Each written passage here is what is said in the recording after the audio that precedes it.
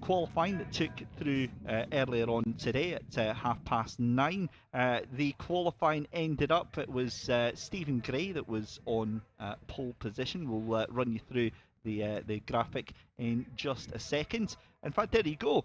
So Stephen Gray on pole position with Brodior in second place. Great comeback drive for Brodior to get himself up into second place. Dave Colville in third position. Liam McGill on fourth in row 2. Row 3 is going to be Russell Morgan. Mark Dixon alongside him in sixth position. Ben Kriener is in seventh position. Now, I've got my eyes on Ben, former Euro NASCAR driver. Join us on the grid for the Fiesta STs. Ian Blackley in eighth position. Peter Cruikshank in ninth. Kieran Preedy in 10th.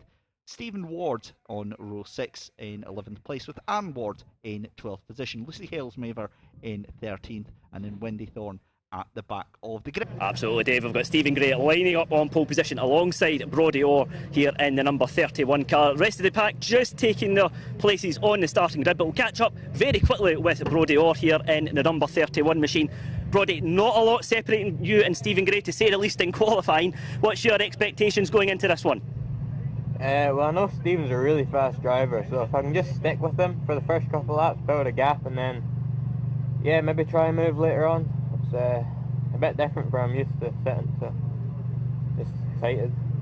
Yeah, absolutely. Okay, Brodie, wish you all the best out there. Starting this one from second on the grid is car number 31. With not long to go, I'll hand back to Dave Christie in the commentary box. Thanks very much, Andy. So hearing from Brodie Orr there, very young racing driver. Comes from a very well-known racing family. The Orrs, no stranger to the SMRC or Championship racing here in Scotland, and great to see that family dynasty still continuing. Brodie, you know, incredible young talent here, and still to be able to be right up at the front. It's such an early point of his career.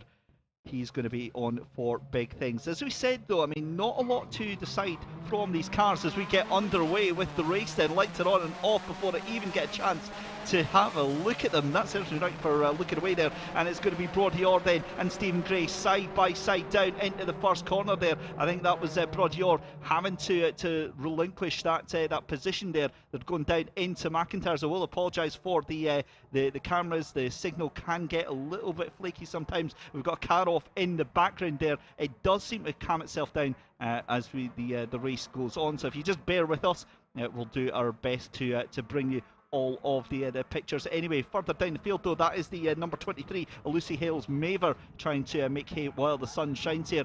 But would you look at that, Brodie Orr still trying to hold on to that position from Stephen Gray, but it's not going to happen. Look up the inside there, there's Dave Colville having a look into the hairpin then. Late on the brakes, Brodie Orr has to submit to the position and goes down into third position then. Dave Colville, great move, telegraphed that, showed Brodie what he was planning to do. And that was good, respectful driving from both of the drivers there. Again, it's self-preservation. These cars don't pay for themselves, and as much as you'd like to think it's all about door banging and wheel-to-wheel sort of stuff, 9 times out of 10 you have to be able to set that move up. That move would have been set up from the exit of Clark's, and Brodie Orr would have had a sinking feeling that he knew that was going to be happening. But as it stands then, Stephen Gray in the lead of the race then. Dave Colville into second place, Brodie Orr in third, with Liam McGill in fourth position. These four starting to creak a little bit of a gap then. You've got 3 separate groups there, because behind them Mark Dixon and Russell Morgan in a class of their own. Ben Kriener starting to try and continue his recovery drive there, but it's not going to plan just as of yet. I think he'll be delighted to take 7th place as it stands just now, but doing a decent job there. Stephen Gray, though, coming under all sorts of pressure from Dave Colville there, running a little bit wide out of the hairpin at such an early stage of the race. 11 laps, 10 laps left to go here, and it's actually Dave Colville who is the fastest car on the track, 101.342. Brodior still in that third position. He's now kind of fallen into the clutches of Liam McGill as the car's coming down through Duffus, and there go your race leaders through McIntyre's. There's 3rd, 4th, 5th and 6th position as well. So again, just a couple of laps into the race and you're already seeing some big gaps opening up. You got a car going wide, 2 cars going wide. That's the 31 of Brodior, got sent to the gravel there, and I'm saying that again, would need to check a replay to see if that's what actually happened. That could have been a mistake going into the chicane there. Very easy to overcook and take too much speed out of Butchers into that chicane, but he's side by side. That looks like it might be, is that Peter Cruikshank? In fact, no, it's not. That is the 69, Mark Dixon, that he is still fighting with. So again, manages to make that work. The 31 just loses 1 position somehow after trailing through all of the gravel there. He only loses 1 position then to Liam McGill. So Brodior down into 4th. Mark Dixon still on the charge, has a look up the inside, can't make anything happen there. Again, a little bit of a deceiving camera angle at the top of the start finish line there, looking down into Duffus, because the car that's on the right hand side usually is 2 or 3 car lengths further back. So the leaders making their way just through the chicane just now, and that is some huge airtime for Liam McGill there, just ahead of Brodior. That was 2 wheels up. That was something more akin to what we'd see with the British touring cars here, let alone the little Scottish Fiestas. I'm not sure that's going to be the fastest line round here at Knockhill, but my goodness me, it certainly adds to the value as Brodior has a look up the inside. And again, what did I say? You have to telegraph your moves, and he sent advance notice of that one.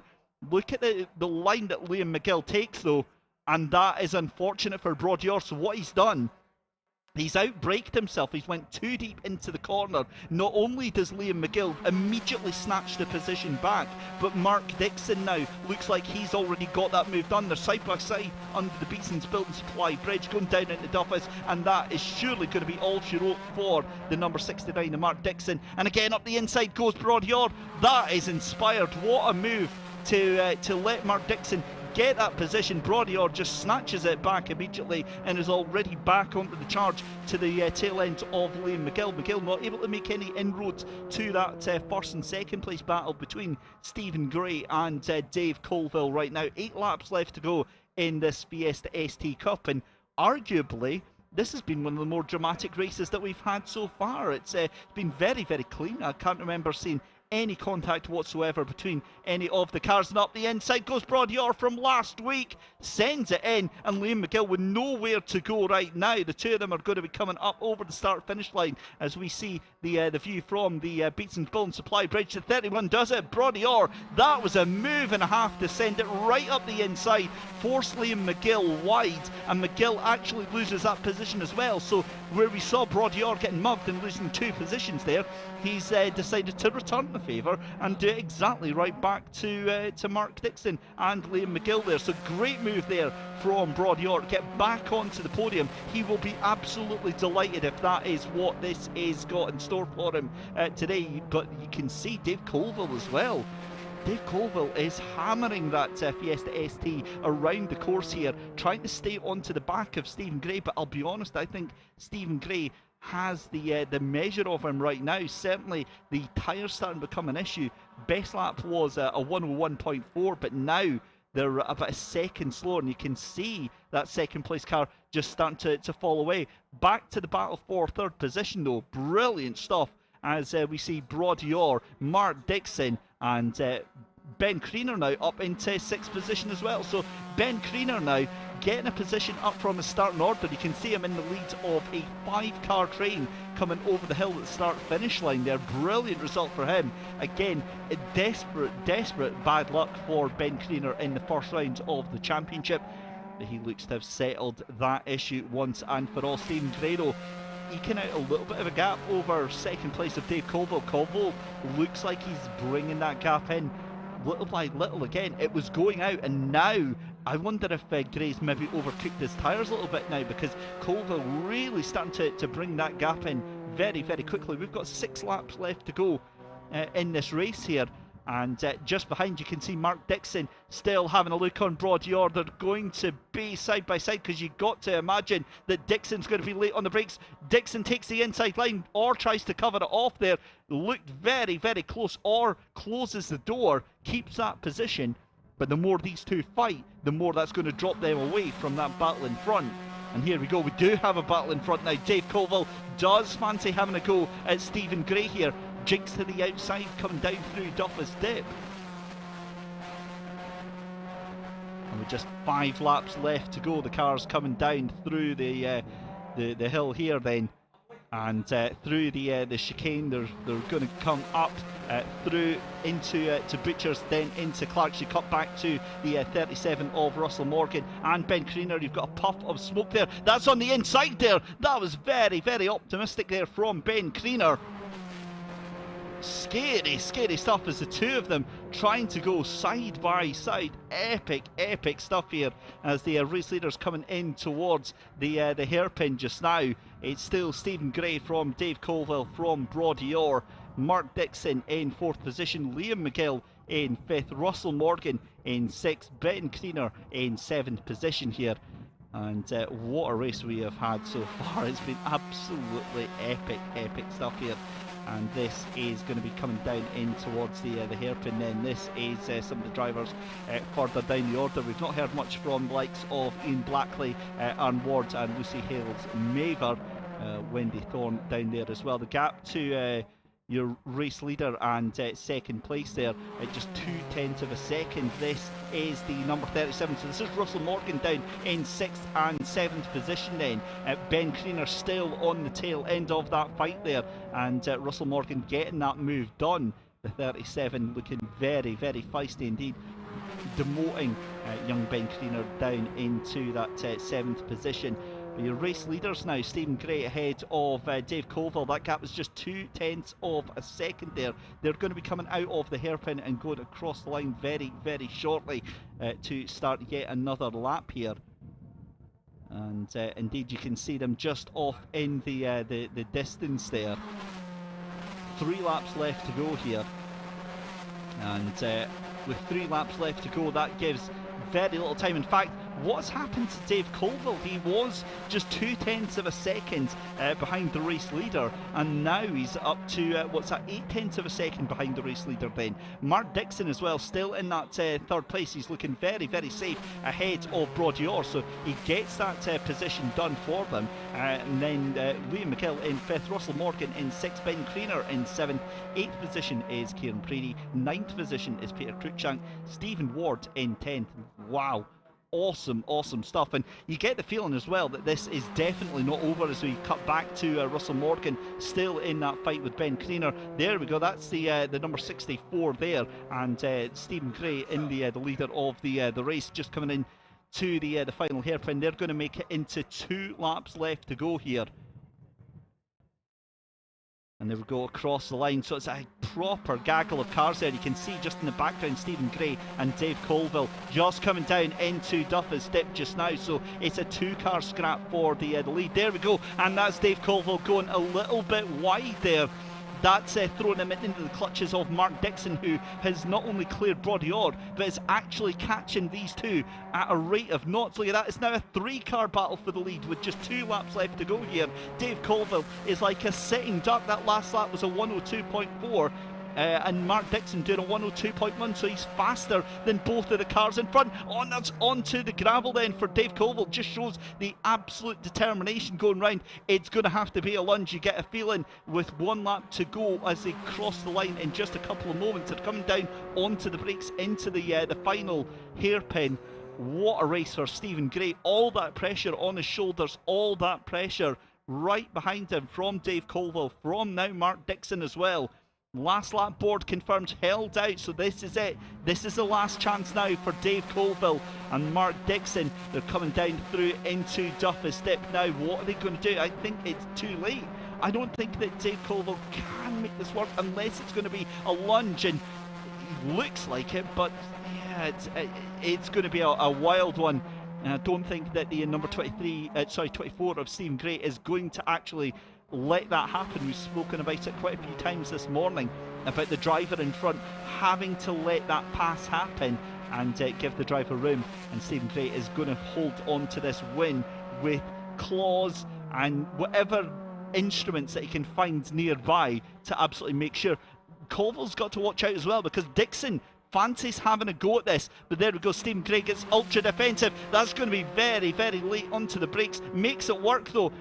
No room whatsoever for Dave Colville to make this happen. Stephen Gray is going to take the win. Dave Colville in second place. Mark Dixon is going to cross the line in third. It's unfortunate that Brodior doesn't get a podium, but an inspired drive nonetheless. Liam McGill in fifth position. Russell Morgan in sixth. Ben Kriener in seventh position. Kieran Preedy is going to come across the line in eighth. And then Peter Cruikshank finishes in 9th position, Stephen Ward in 10th, Ian Plackley in 11th, Anne Ward in 12th, Lucy Hales-Maver in 13th, Wendy Thorne will finish in 14th position. So that...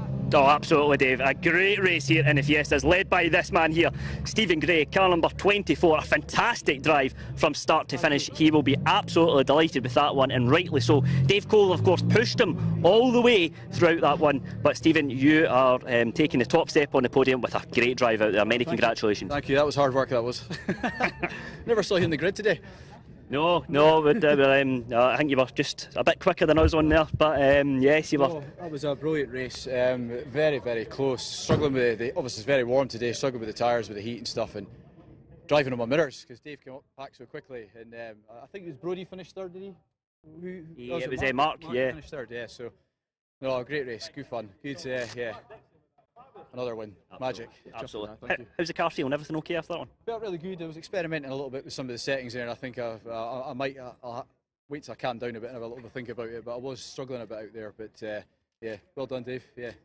Great drive, well done, Stephen. Stephen Gray, car number 24, winning the opener here in the Fiestas. He finished ahead of car number 52 of Dave Colville, who was in second place. We'll grab a quick chat with Dave Colville now. Dave, great racing out there, a great move into the hairpin for second place as well, and you pushed Stephen all the way to... Yeah, he defended brilliantly, and I tried everything I could. I nearly had him on a couple of occasions. Coming out of Clark's, I nearly got a run on him, but no, just well done, Steve. I'll get him the next one though. Dave Christie was just saying in commentary there had been some fantastic action throughout here, but that was great action between you two at the front, as it always is. But what will the game plan be going into the second one? Is it Clark's the area you're going to go for? Possibly the best place, but the best place of all is to get him off the line. But my starts have been shocking, so I was lucky to hold on to third place, to be honest. So need to work on that.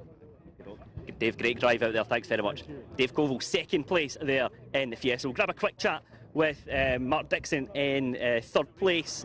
He is rounding out the final step of the podium, and it was a very eventful one to say the least for Mark. And here he is here, final step of the podium. You'll be happy with that, but it was a pretty hectic race, wasn't it? It was certainly eventful, as usual.